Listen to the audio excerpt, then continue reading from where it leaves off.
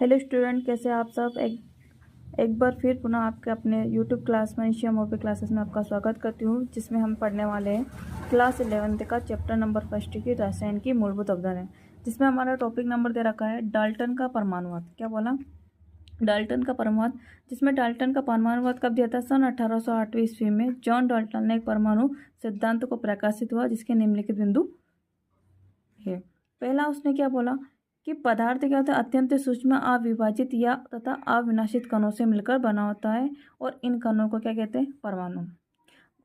Dalton ने क्या बताया कि पदार्थ का अत्यंत सूक्ष्म कण क्या है? पदार्थ का अत्यंत सूक्ष्म कण क्या बताया उसने? परमाणु।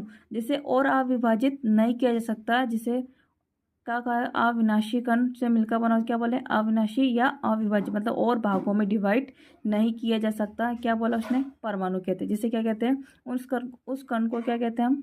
उस कण को परमाणु कहते हैं। Okay, clear. उसके बाद आता है सेकंड, आकार, आकृति तथा द्रव्यमान। क्या बोला? आकार, आकृति और द्रव्यमान।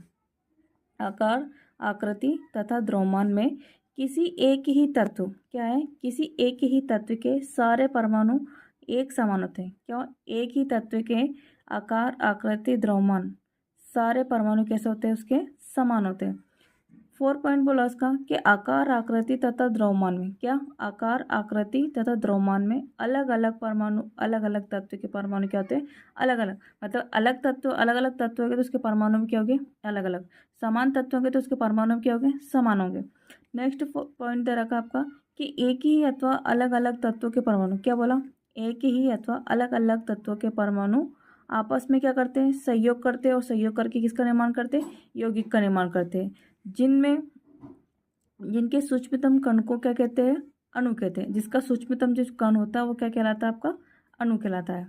उसके बाद आता है, कहने का मतलब है कि एक ही अथवा अलग अलग तत्वों के परमाणु, या तो एक ही तत्व मिल जाए, जैसे गैस गैस मिल जाए, ठोस ठोस मिल जाए, द्रव द्रव मिल जाए, तो एक ही तत्व के परमाणु, या अलग अलग अलग अलग हो सकता है, जैसे गैस हो सकता है, ठोस हो सकता है, दोनों मिलकर एक यौगिक का निर्माण कर रहे हैं। या जैसे एग्जाम्पल हाइड्रोजन H2+O, जब दोनों को रिएक्शन कराते, क्या है?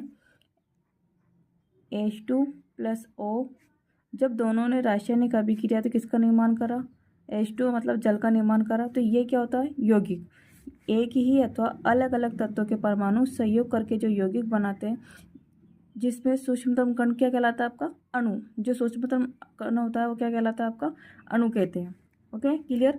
इसके बाद आता है आपका 5th नंबर का पॉइंट कि परमाणु आपस में एक सरल अनुपात तैयार करते हैं। परमाणु क्या होते हैं? आपस में एक सरल अनुपात तैयार करते हैं। जैसे कि दे रखा है इसमें, हाइड्रोजन का क्या? 2, ऑक्सीजन का क्या? 1, और इसका क्या बन गया आपका? 2:1। तो सीधी सी भाषा में कह सकते हैं परमाणु आपस में एक सरल अनुपात तैयार करते हैं, जैसे कि 1:1, 1:2, 1:3 या 2:3 आदि से सहयोग करते हैं। क्या करते हैं? आदि में ही क्या करते हैं? ये सहयोग करते हैं। ठीक है। तो डाल्टन ने क्या बताया कि परमाणु आपस में क्या करते हैं? एक सरल अनुपात रेटी करते हैं, जिसमें 1:1 हो सकता है, 1:2 हो सकता है, या 1:3 या 2:3 हो सकता है, में ही क्या करते हैं? ये सहयोग करते हैं। 6 नंबर का पॉइंट बोला कि परमाणु को ना तो उत्पन्न किया जा सकता है, ना ही नष्ट किया जा सकता है। क्या बोला? परमाणु को ना तो नष्ट किया जा सकता है, ना ही उत्पन्न किया जा सकता है, केवल एक रूप से दूसरे रूप में परिवर्तित किया जा सकता है।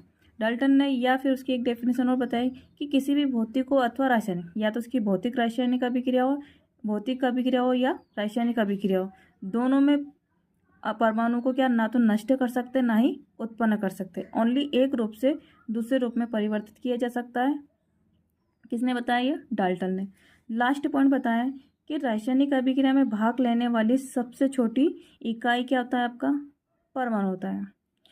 डाल्टन ने बताया कि रासायनिक अभिक्रिया में भाग लेने वाले सबसे छोटी इकाई होती है आपकी परमाणु। क्या होता है?